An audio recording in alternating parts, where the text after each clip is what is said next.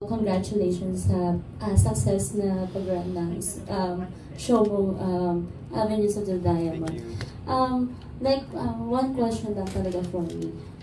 Kasi during nung pinalabas yung trailer, like maraming fans na disagree na ikaw yung magpo-portray as Dr. Clyden. Pero nung nirelease yung trailer, maraming natawa and parang praise yung acting mo and parang sinabi rin nila na na-exceed mo yung expectations nila when you portray Dr. Clyden. So ano yung thoughts mo doon? Well, I can't really do anything about the the imagination ng fans kasi they all have their own visuals kung sino yung gusto nila mag-portray as Doc Clyden. And I believe, ako ating pinaka-last na natagdag sa University series, so talagang kinabangan nila for 3 years. And 3 years rin walang partner si Hope, so they were very curious as to who is Doc Clyden. So nung na-reveal ako, there were a mix of emotions na lumabas sa social media. Pero like I said earlier, di ko kontrolado yung imagination nila kasi, well, ano nila yun fantasies nila yun kumbaga. So, tsaka sa line of work namin, hindi naman talaga mawawala yung challenges as an actor to portray this kind of role.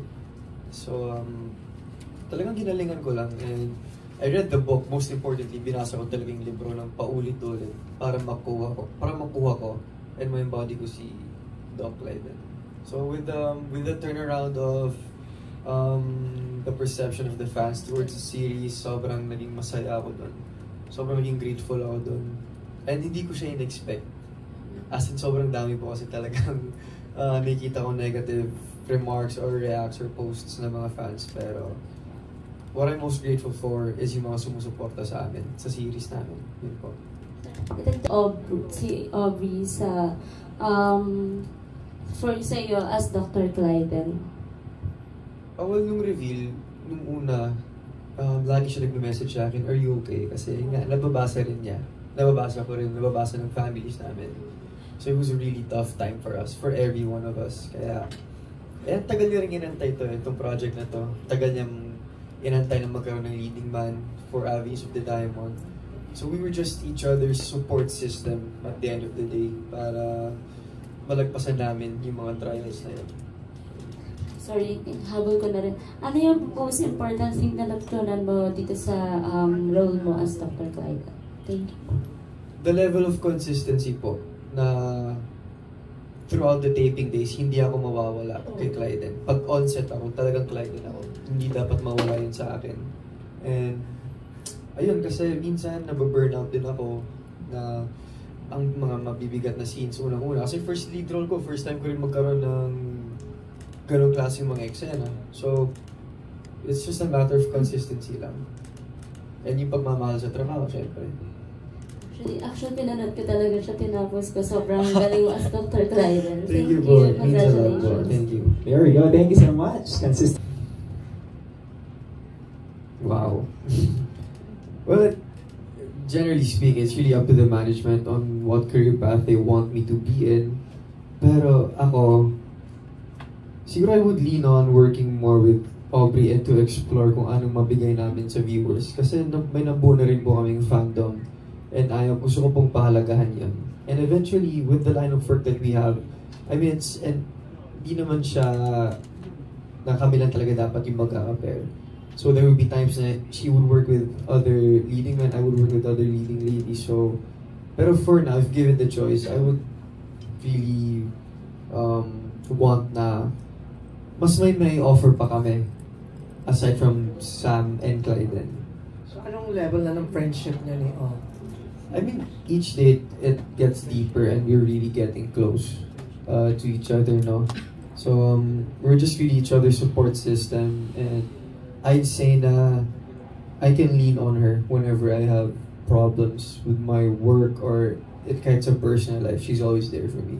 Thank you. Thank you.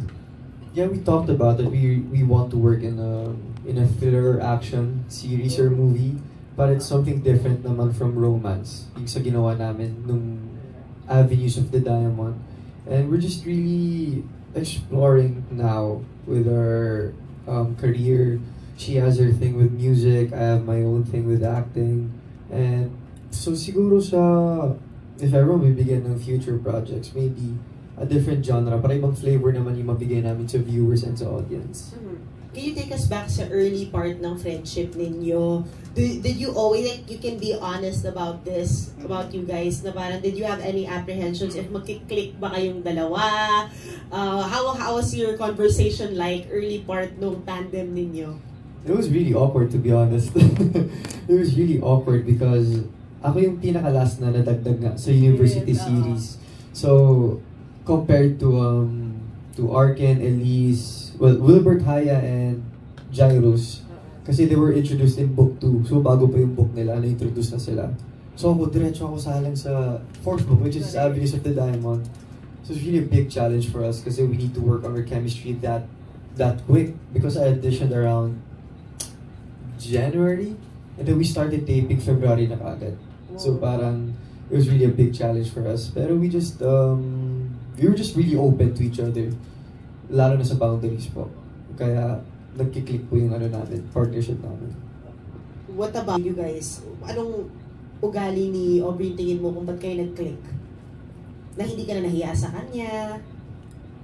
Siguro the deciding factor was we both wanted this talaga. This lead role, this project. It was a way for us to prove ourselves as actors and actress na kaya namin gampanan tong role na to. And we can give justice to the role para rin sa viewers, lalo na sa Wattpad fans. Thank you! Thank you so much, MJ. Team Lansbury all the way. Yeah. Next. Avenues of the Diamond. Meron ding time na wala masyadong projects or iba talaga yung boost na nabigay din. Was there ever a time na inisip mo to quit showbiz? Kasi ang ganda rin ng natapos mo yung school with Latin Honors. Tama? Yeah, Latin Honors, Latin Davao. So, was there a time na inisip mo mag-quit ng showbiz? So yeah, it was a very long 6 years because 2019 yung doon nag-PBB ako. And yung pagkalabas ko, there's this like instant feeling. I'm sure all the housemates would agree with me. Na hindi celebrity housemates yung mga talagang regular housemates. I would say that they would agree with me. Pagkalabas mo, artista na ako. Sikat na ako. Ganun. Pero hindi ko makakalimutan sinabi sa akin ni Seth Fedelin nung nag-guest siya sa loob ng PBB namin, ang tunay na laban hindi sa loob, kundi sa labas. So it's really, parang kung gaano mo kagusto yung trabaho mo, parang gaano ka maghirap, how hard are you willing to work for it para makuha mo yung mga gusto mong ma-achieve. Pero at the same time, minsan hindi siya nagtutugma, gano'n. Like same sa akin, it took me 6 years pa para maabot yung first lead role ko. So it was really a matter of patience. And yes, I actually wanted to. Me and my mom and dad were thinking of like quitting showbiz, and I was actually thinking of pursuing a career in basketball again. So ganun ako ka-passionate dati. Pero ayun, luckily, sobrang nagpapasalamat ako sa Viva na binigyan nila ako ng opportunity and ng tiwala, most of all, na to portray Doc Lydon. Sorry, yung topic, sa recent Viva Arcada press con, Marco Gallio, sabi niya nabalik ko yun, sabi niya kay Aubrey, hindi ko alam kung anong ginawa mo kay Lance, pero ulit-ulit mo daw yung playback ng certain scenes. Ano bang story behind that? Anong reaction?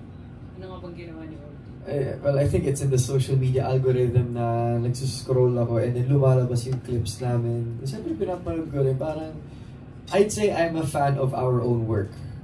So I'm really, yung kilig totoo doon na parang nakakilig panoorin pero nakalimutan ko ako pala yung pinapanood ko pala yung sarili namin. So yeah, it's really, I'm a fan of my own work and I'm just so happy na syempre with the videos online, tapos may mga positive comments pa na lumalabas. So doon ako mas kinikilig pa. And last na lang, how are you handling yung pressure na gusto ng mga tao maging kayo? Kung hindi mo. Well, hindi naman po maiwasan yun because we're portraying parang it's like a love fantasy. Siyempre, it's a book and people would expect na baka magkatuluyan, ganun. But we're just taking one step at a time and just parang ginigauge na namin worth it ba if magiging kami, or if worth it ba na magsisettle lang kami sa working relationship na meron sa amin para hindi masira yung friendship, ganito, ganyan.